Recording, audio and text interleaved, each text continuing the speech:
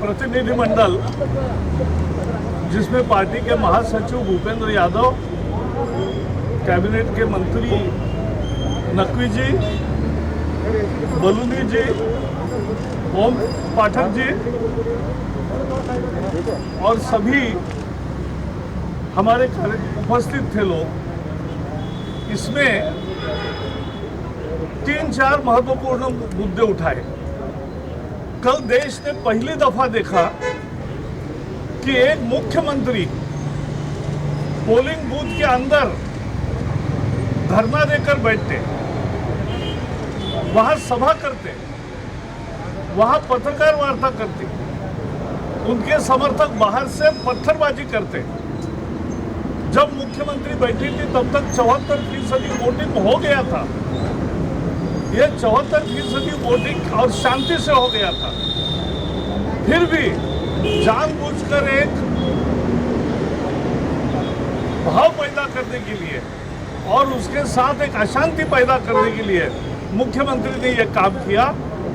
हमने चुनाव आयोग को उसके संदर्भ में फोटो सहित सब कुछ दिया है कि किस तरह से जानबूझकर लोगों को उकसाने की कोशिश हुई और खुद मुख्यमंत्री संवैधानिक पद पर रहकर ऐसा करना, इससे ज्यादा लोकतंत्र का अपमान कोई नहीं हो सकता। इस पर कार्रवाई होनी चाहिए।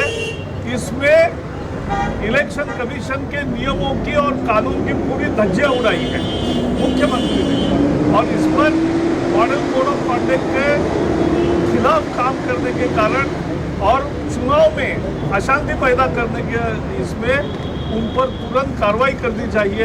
ये एक मांग हमने की। दूसरा, वहां पत्थर भी चले, तो ये सब जानबूझकर किया कि जैसे मैंने कहा अशांति पैदा हो हमारे, और इसका परिणाम भी होता है। डायमंड हार्बर के हमारे उम्मीदवार दीपक हल्दर, उनको बहुत बुरी तरह से पुलिस के उपस्थिति थी तब भी बहुत बुरी तरह से पीटा गया है।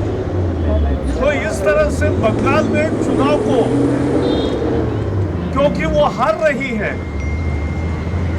इसलिए वो अशांति पैदा करना चाहते हैं और उसका ये 2 फेज में जो दिखा है, और कल के खासकर नंदीग्राम में और डायमंड हार्बर में, इसका हमने संज्ञान लिया और रिक्वेस्ट किया चुनाव आयोग को कि, और वो चुस्त व्यवस्था तैयार की है। इस बार चुनाव आयोग की व्यवस्था बहुत चुस्त है, लेकिन और भी ध्यान देने की जो जरूरत है उस पर हमने और कार्रवाई करने की मांग की है। दूसरा एक बात हुआ है कि तमिलनाडु में डीएम के नेता स्टालिन के पुत्र, उन्होंने एक बहुत भद्दा ट्वीट किया। हमारे स्वर्गीय नेता अरुण जेटली और सुषमा स्वराज के बारे में अभद्र टिप्पणी की है।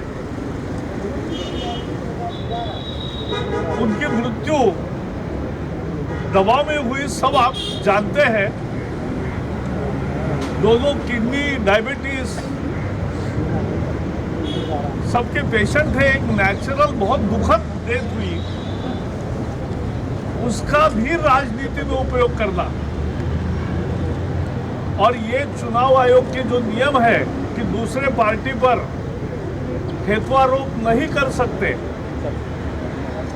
दूसरे पार्टी को झूठ आरोप लगाकर बदनाम नहीं कर सकते, इसका ये उल्लंघन है। इसलिए स्टालिन के पुत्र और डीएमके के नेता, उन पर भी तुरंत कार्रवाई करनी चाहिए, यह हमने मांग की। इसी साथ और एक मुद्दा सामने आया जो चुनाव आयोग में हमने नहीं बताया क्योंकि वो उनका मुद्दा नहीं था,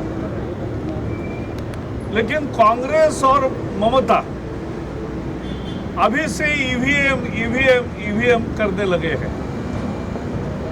होने वाले हार का बहाना ढूंढना उन्होंने अभी शुरू किया है काम। और इसलिए जब छत्तीसगढ़ में जीतते हैं, जब पंजाब में जीतते हैं, तब ईवीएम अच्छा है, और पूरे देश में हारते हैं तो वहां गड़बड़ है। ये कांग्रेस का और ममता बनर्जी का ये हताशा निराशा का प्रतीक है और वो चुनाव के हार को एक नया बहाना ढूंढने की कोशिश कर रहे हैं।